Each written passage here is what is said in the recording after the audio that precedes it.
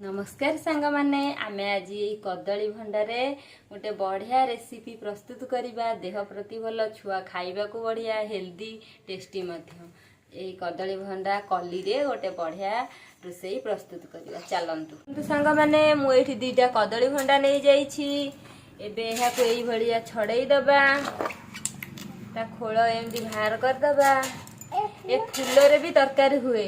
आमे आ भितरे गोटे बाहरिबो कली सेया को तरकारी करिबा। देखंतु सांग माने आमे एबे कदली भंडा बाछिबा। कदली फूल केमिति आ भितरे ए सूता भलिया काठी अछि, एहा को भलसे छड़ेई नेबे। गोटा चोपा अछि ताकू छड़ेई नेबे, ताकू एमदी बाछि देबे। जो जदी से चोपा आउ काठी रहिला तेबे कसा लागे कदली भंडा, ताकू एमदी भलसे बाछि देबे। पूरा कदली भंडा तरकारी केवल बाछिबा ही कष्ट, नने खाइबा को बहुत टेस्टी।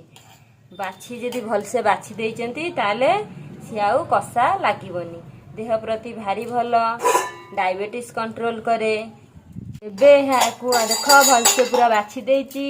ये होची कदली कदली भाथिबा कली, एथरे भी मिसेई करिबा। आपण माने ए कली की कौन कहती, आम आड़े तो कली कहती, आपण माने कौन कहती कमेंट बॉक्स में निश्चय जनइबे। एबे एहाको आमे धोई दबा। कदली भंडारे तो विशेष कोतरा न थाए, तेबे तथापि आमे टिके ताकू भलसे धोई दबा।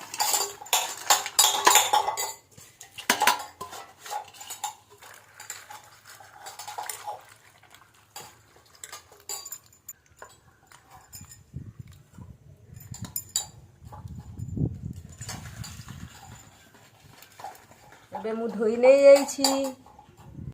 देखंतु मु एठी गोटे ग्लास पानी नहीं जाइछि। आमे एथिरे लूण पकाइबा,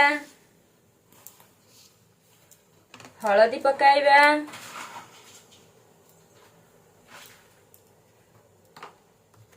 लूण हल्दी पकैले कौन हेबो ना, जो कदली फूलटा आमे सिझाइबा सेथिरे कला देखा हबनी।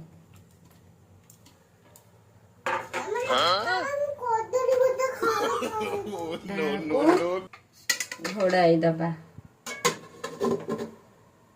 सिझिबा पई छाड़ी दबा। एबे आमे मसला प्रस्तुत करिबा। एबे एथिरे आमे जीरा नबा,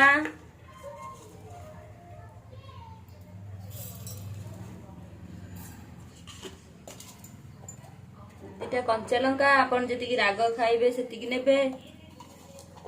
पियाज, दालचीनी दिटा, अदा, 8-10 कुला रसुण।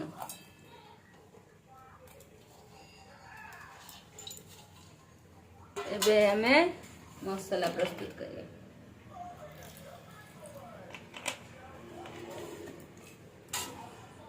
देखंतु ये एबे हेई जाइछि।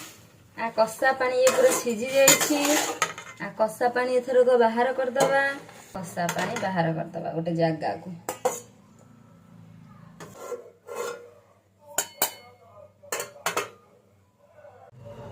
एबे कड़ाई तातिलाणी। एबे आमे सेथिरे तेल दबा।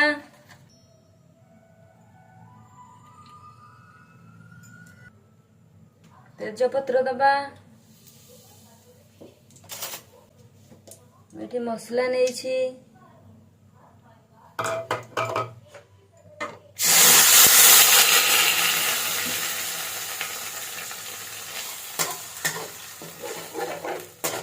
हळदी,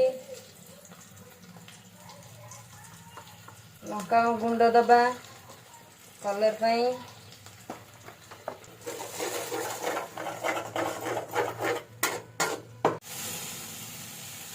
देखंतु एबे मसला भलसे हेई। एबे मु गोटे छोट आलू को धोई की रखिछि। एबे हेतिरे को पकाई दबा।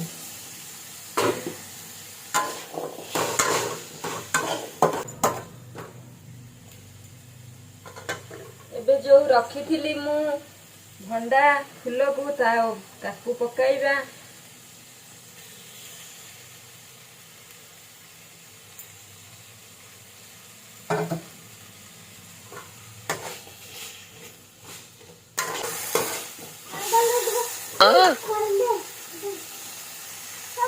ଏବେ ତ ଭଲ ସେ କଷି ହେଇ ଆସିଲାଣି। ଏବେ ଏଥିରେ ଆମେ ପାଣି ଦେଇଦେବା।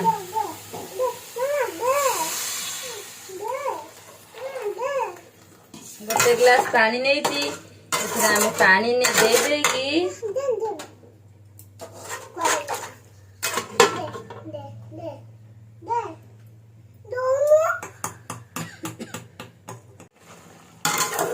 ଦେଖନ୍ତୁ ଏବେ ଆମର ଭଣ୍ଡା ଫୁଲ ତରକାରୀ ରେଡି ହେଇଯାଇଛି। ଦେଖନ୍ତୁ ଆମର ଏବେ ଭଣ୍ଡା ଫୁଲ ତରକାରୀଟି ରେଡି ହେଇଯାଇଛି। କେମିତି ଲାଗିଲା ମୋ ରେସିପି ଆପଣମାନେ ନିଶ୍ଚୟ ଜଣାଇବେ କମେଣ୍ଟ ବକ୍ସରେ ଯାଇକି। ଏଇ ଚ୍ୟାନେଲକୁ ଲାଇକ୍ ସବସ୍କ୍ରାଇବ୍ କରିବେ ପ୍ଲିଜ୍। ରହୁଛି, ନମସ୍କାର।